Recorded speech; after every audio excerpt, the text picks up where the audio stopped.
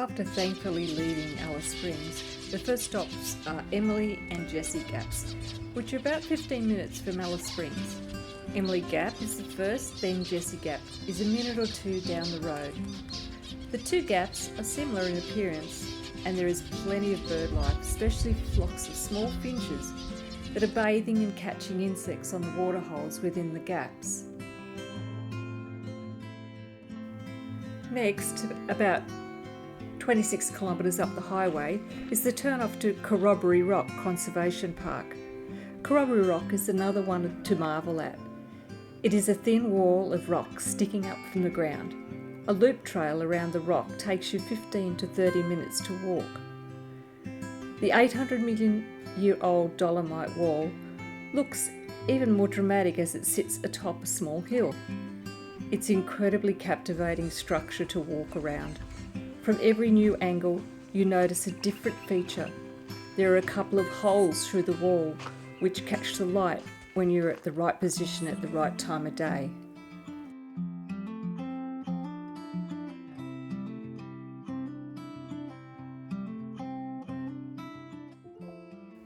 Trevena Gorge lies in the East MacDonnell Ranges, 85 kilometres east of Alice Springs, and is notable for its sheer quartzite cliffs, red river gums and sandy creek beds, just as the West MacDonnell Ranges, as they are all part of the same geological events.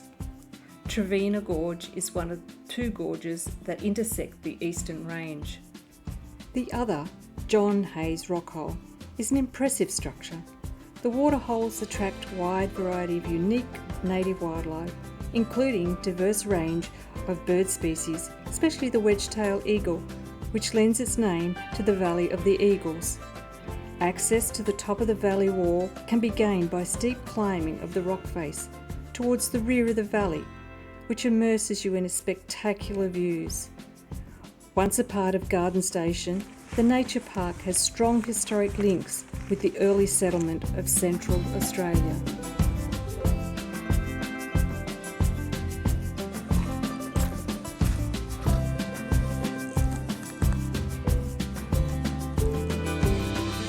Don't know that Jazz would love this track with her vertigo. It's bad enough with mine. Seriously, I don't think I'm halfway there. Let's go.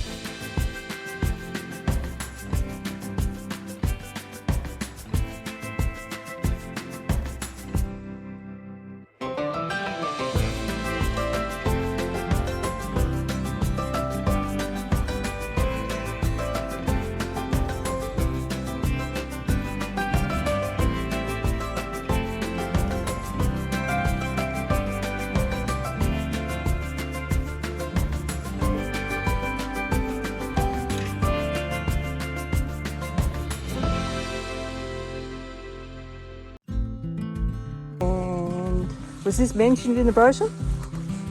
No, because there was no brochure.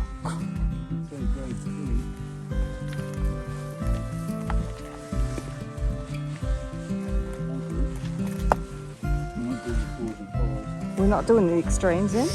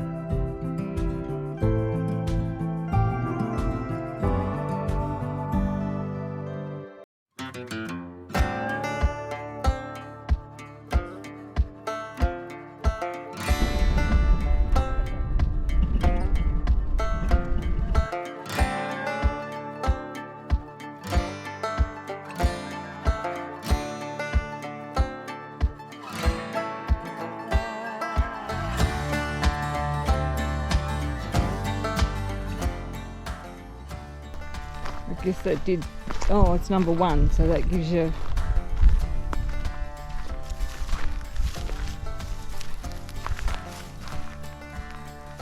Number 1, which is... Assayer's residence.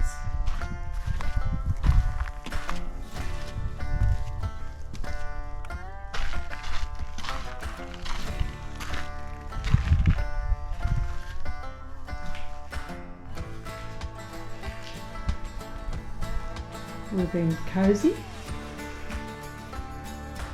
and he was one of the important people.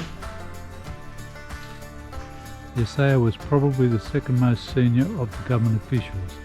He might be called a gold chemist. His job was to account for the gold at every stage of the extraction. His house was one room, which was not unusual for Altunga. What is unusual is the elaborate kitchen at the rear. Notice the Dutch oven is stacked with rocks to hold in the heat after the coals were removed. Number 2 is the manager's residence. This was the most impressive residence at Altunga and in its day. It had 2 large rooms and a veranda back and front. The manager's job was not an easy one.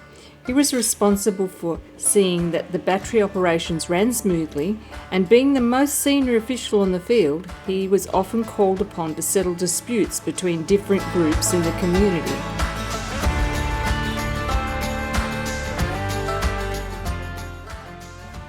Unfortunately, the poor old post office has been left to the ravages of time. The mail run went every 2 weeks between here and Adelaide, and it seems slow to consider that supplies came in from south by camel about every 3 months, so nothing to really complain about.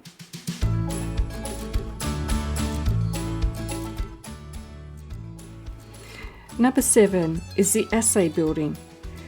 This second assay office was built in 1905, a few years after the first. Miners had complained that the first office, the ground shook when the battery was working, making it impossible for the assayer to weigh the gold and hence pay them correctly. As with the first gold room, there is a large solid chimney with a small cavity at its base and stone benches where the assayer stored the tools of his trade.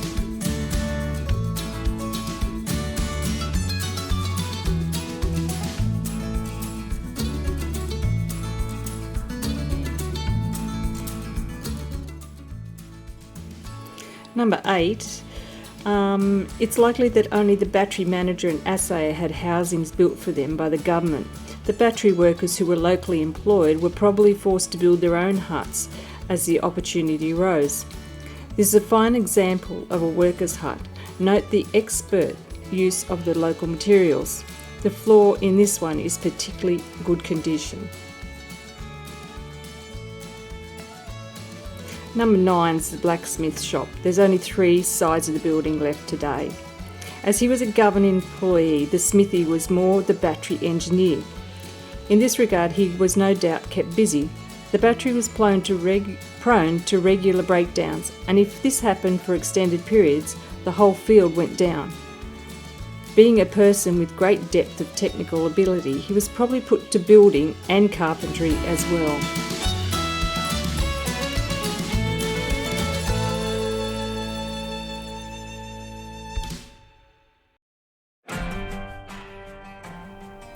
Police were initially stationed at Altunga to protect the neighbouring pastoral properties from alleged cattle stealing by miners and Aboriginal people, and to assist in the prevention of sly grog trade.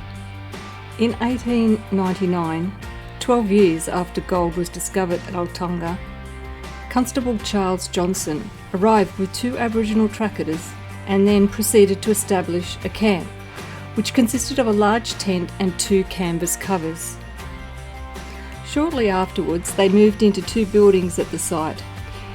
In 1919, Constable Dow, the officer in charge of Alice Springs, reported that Altunga Police Station was in poor condition, and in his words, "There is no lock-up at Altunga, and at the last time I saw a European prisoner in custody, he was tied up by a chain to the legs of the constable's bed."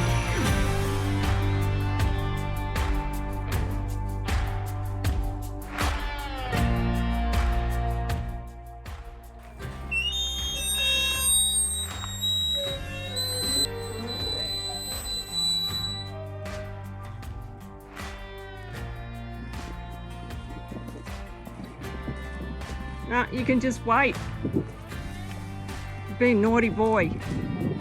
No, you could stay there. No, that's bad luck. You're not getting lunch. You did have breakfast, you're not getting lunch.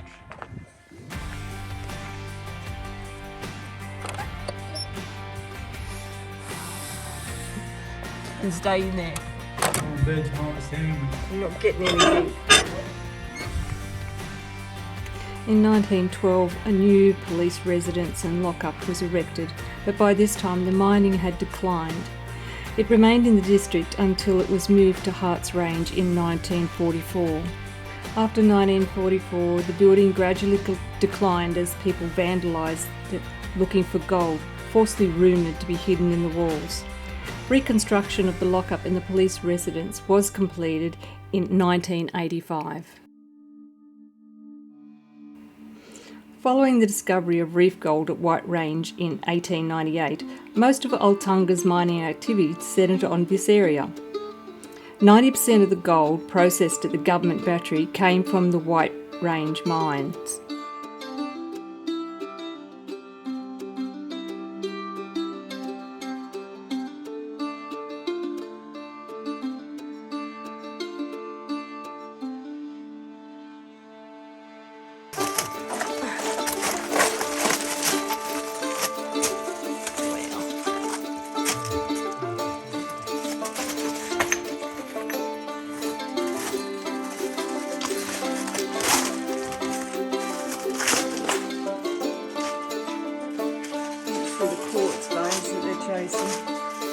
We're chasing.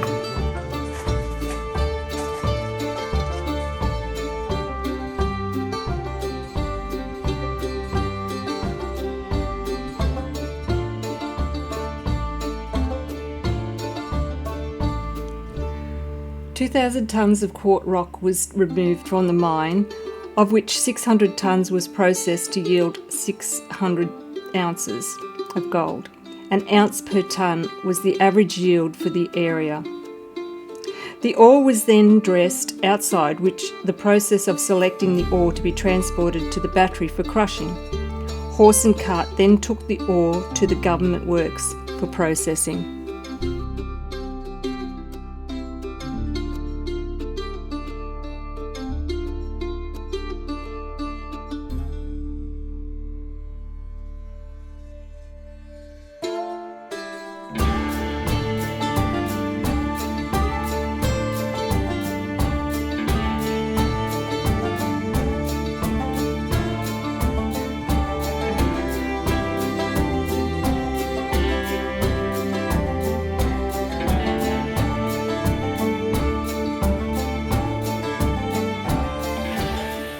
Some reality of the day. Could you push this barrow 600 kilometres? It's a copy of one that was pushed from Unundana railhead in South Australia, carrying food, water, mining tools and a swag. Miners struggled over sandhills and ranges to try their luck at Aratunga.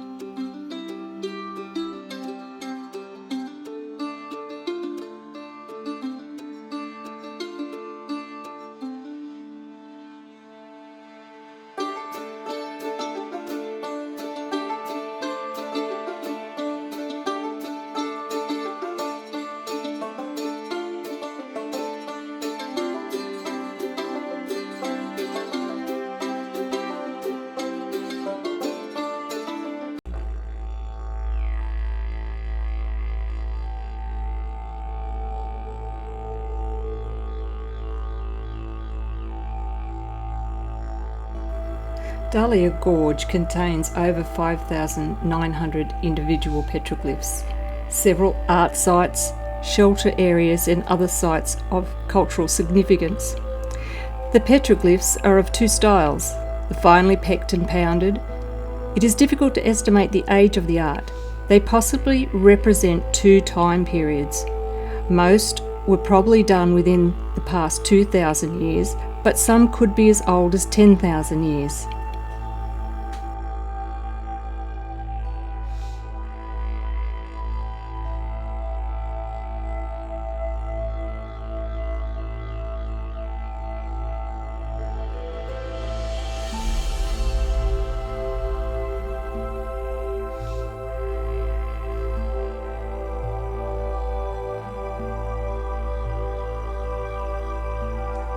there's a dragon rock there. Whoa, that's the serpent's head.